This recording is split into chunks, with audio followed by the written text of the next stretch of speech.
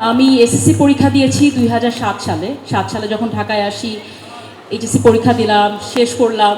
চিন্তা করছিলাম কী নিয়ে পড়াশোনা করব। লিটারালি আমি বুঝতে পারছিলাম না, এবং আমি এমন কোনো সাবজেক্ট নিয়ে পড়তে চাচ্ছিলাম না যেটা আমি কোনো ইউটিলাইজ করতে পারবো না আমি আমার লাইফে। তো ওখান থেকে মনে হয়েছে আমি যদি ল পড়ি, যেহেতু যুক্তি দিয়ে কথা বলতে হয়, আমার মনে হয় কিছুটা কিছুটা যুক্তি দিয়ে কথা বলতে পারি, তো ওখান থেকে আমি মানুষের জন্য করতে পারবো, নিজের জন্য করতে পারবো। You should be greedy for your own ambitions, very greedy. মানে আপনার নিজের নিজের জন্য আপনি গ্রিডি হন, প্রত্যেকটা লোক খারাপ না। সো আপনি যখন নিজেকে একটা জায়গায় নিতে পারবেন, তখন আপনি যখন কেপেবল হবেন অন্য মানুষের জন্যও করার, আগে তো নিজের জন্য করতে হবে। তো ওখান থেকে আমার মনে হয়েছে আমরা এমন একটা 2024 এখন যদি বলি, বা আগে যখন আমি কাজ শুরু করেছিলাম সেটার জন্যও যদি বলে থাকি, যে এখন লাইফে অলরাউন্ডার হতে হবে। এটা আমি সবসময় বলি। আগে একটা সময় ছিল যখন বলা হতো যে শুধুমাত্র একটা জিনিস ভালো করে করেন, না আপনি একটা জিনিস না, এখন সব করতে হবে আপনার। নারী পুরুষ নির্বিশেষে, হ্যাঁ, নারী পুরুষ নির্বিশেষে আপনি ঘর দেখবেন। আপনি যদি ছেলে হয়ে থাকেন আপনি ঘর দেখবেন, মেয়ে হয়ে থাকলেও ঘর দেখবেন, দুইটা হলেই ঘর দেখবেন, আপনার বাইরের প্রফেশনাল লাইফ দেখবেন। এবং সব কিছু যখন ব্যালেন্স করতে পারবেন, তখন হয়তো বা আপনি একটা রোল মডেল হয়ে উঠতে পারবেন। তো ওইটা চেষ্টাটাকে থাকতে হবে, চেষ্টাটা করেছি সবসময়। প্রত্যেকের তো লাইফের স্ট্রাগল এক এক রকমের স্ট্রাগল, এবং আমারও ডেফিনেটলি স্ট্রাগল ছিল, এখনও আছে। এবং আমি যখন প্রথমে শুরু করি মডেলিং, যখন মনে করেন নতুন মডেল, 16-17 বছর বয়স, তখন কেউ ক্রিটিসাইজ করতো না, শুধু ফ্যামিলির সবাই বলতো এই কি কি করছো, ঠিকঠাক করে একটা কিছু করো, এরকম। আমার বাবা মা আমার সাথে 3 বছর কথা বলেনি। আমার মনে হয় আপনারা হয়তো বা কয়েকজন জানবেন আমার লাইফ স্টোরির কথা, আমি সব জায়গায় বলি বলি হচ্ছে ইন্সপায়ার করার জন্যই বলি। পরে মানুষ হাসাহাসি করতো যখন আমি পড়াশোনাটা খুব সিরিয়াসলি সবসময় নিয়েছিলাম, বলে কিন্তু পাস তো করবে না খালি খালি এগুলো দেখানোর জন্য। বিকজ আমি যখন দেখা যাচ্ছে যে আমি শ্যুট করছি বা রিহার্সাল করছি, আমি সবসময় বই নিয়ে থাকতাম, বিকজ আমি সায়েন্স নিয়ে পড়েছি, এইচএসসিতেও পড়েছি, পরে তো ল নিয়ে পড়েছি, আমার সবসময় পড়াশোনার মধ্যেই থাকতে হয়েছে। তখন মডেলরা হাসাহাসি করতো আমাকে নিয়ে।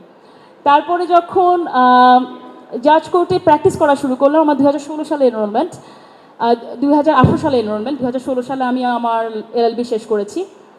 তখন দেখলাম কি যারা লয়ার তারা হাসাহাসি করতো আমাকে নিয়ে, যে সব সময় আপনি একটা হাসাহাসির মধ্যেই থাকবেন, যে মানুষ আপনাকে ক্রিটিসাইজ করার মধ্যে থাকবে, ওইটার ঊর্ধ্বে আপনার চলে যেতে হবে। আমি যখন মডেলিং করি, ধরেই নাই সবাই এখন পর্যন্ত মডেল মানেই beauty without brain.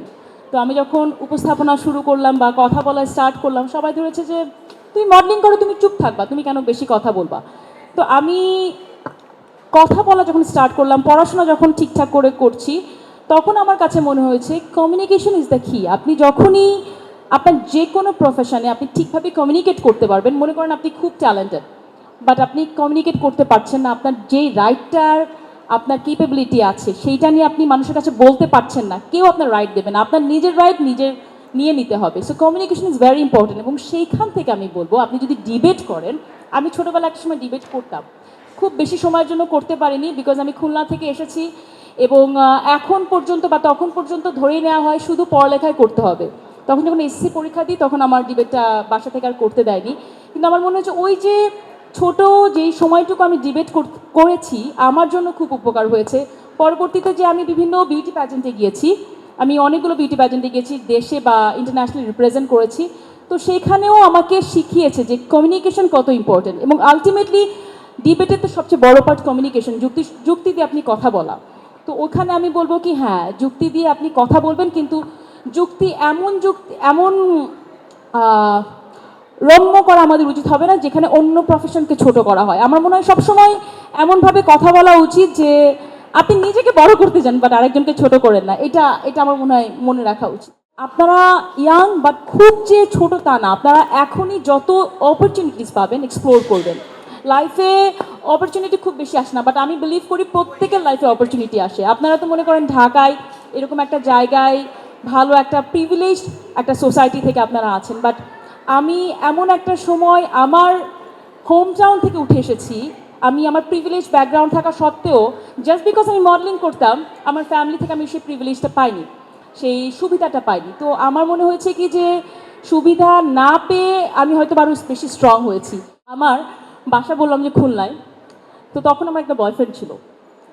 I was 14 or 15, 14-15 বছর বয়স হবে তখন খুলনায়।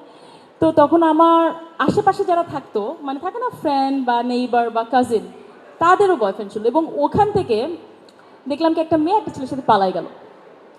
আমি দেখলাম যে আমিও তো আমার বয়ফ্রেন্ডটাকে খুব পছন্দ করি, আমার বয়ফ্রেন্ড আমাকে বলছে যে দেখো আমার কাছে অনেক টাকা আছে, চলো আমরাও চলে যাই।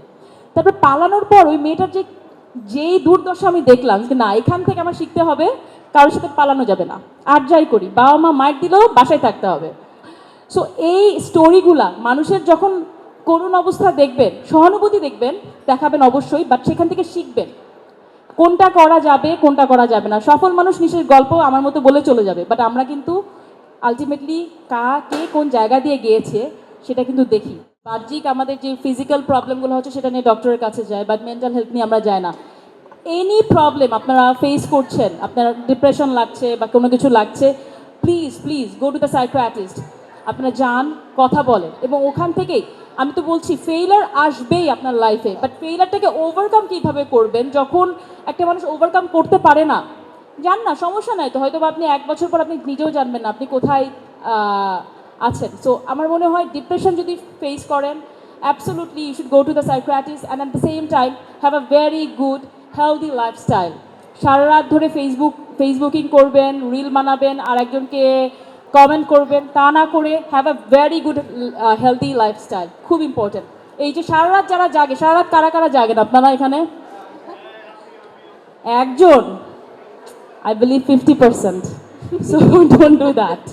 আমাকে অনেক বছর আগে একবার ফোন দিয়েছিল, শুধু বয়ফ্রেন্ড না, বয়ফ্রেন্ডের মাও ফোন দিয়েছিল।